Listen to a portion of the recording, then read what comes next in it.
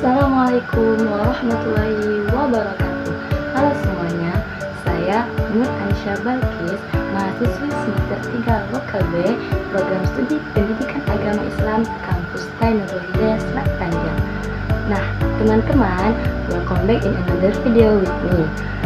Pada kesempatan kali ini, saya ingin membahas salah satu materi yang penting untuk kita di era globalisasi yang menarik sekarang.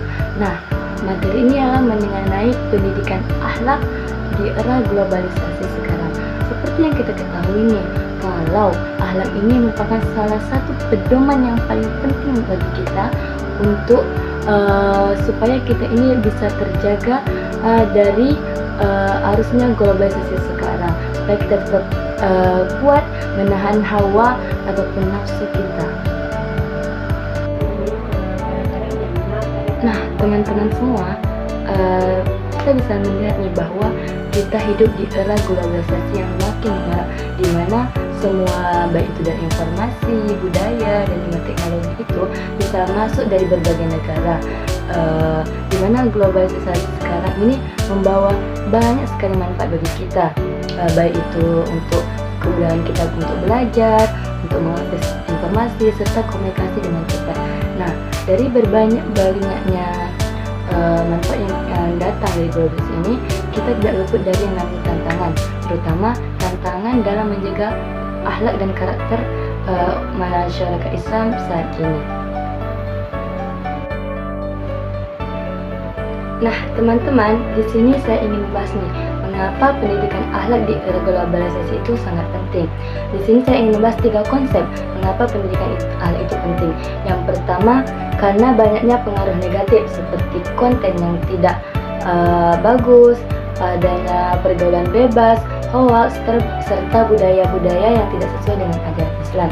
Itu yang pertama. Yang kedua, itu adalah dengan kemudahan kita untuk mengakses internet, itu akan menjadikan kita lalai serta kecanduan akan adanya gadget. Terus yang terakhir itu pendidikan akhlak di era globalisasi saat ini penting, karena tanpa adanya pendidikan akhlak, kita semua ini bisa lalai serta kehilangan akan nilai-nilai Islami, seperti apa yang disampaikan oleh Rasulullah SAW dalam hadisnya, yang mana berbunyi, sesungguhnya aku ini diutus untuk menyempurnakan akhlak. Hadis riwayat Ahmad.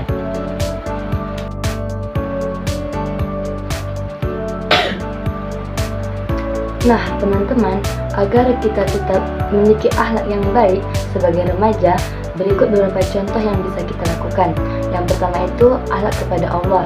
Nah, salah satu akhlak kepada Allah yang bisa kita lakukan itu dengan menjaga sholat tepat waktu, memperbanyak zikir ataupun doa meskipun kita sibuk dengan teknologi, serta selalu membuat hal ataupun memposting hal yang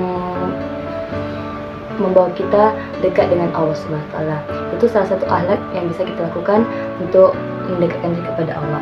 Terus yang kedua itu akhlak kepada orang tua.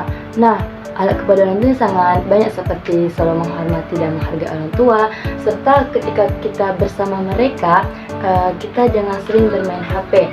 Itu adalah salah satu contoh akhlak yang bisa kita lakukan.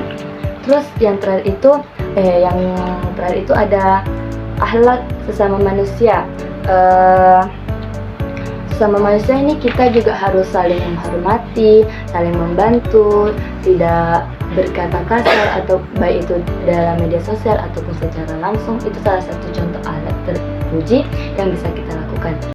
Terus dalam bermedia sosial juga kita harus memiliki akhlak, di mana akhlak dalam bermedia sosial itu seperti memposting hal-hal yang baik,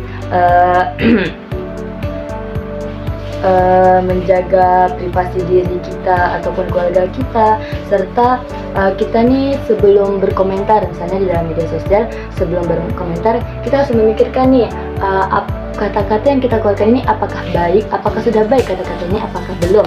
Nah, di sini adalah salah satu contoh akhlak kita dalam bermedia sosial.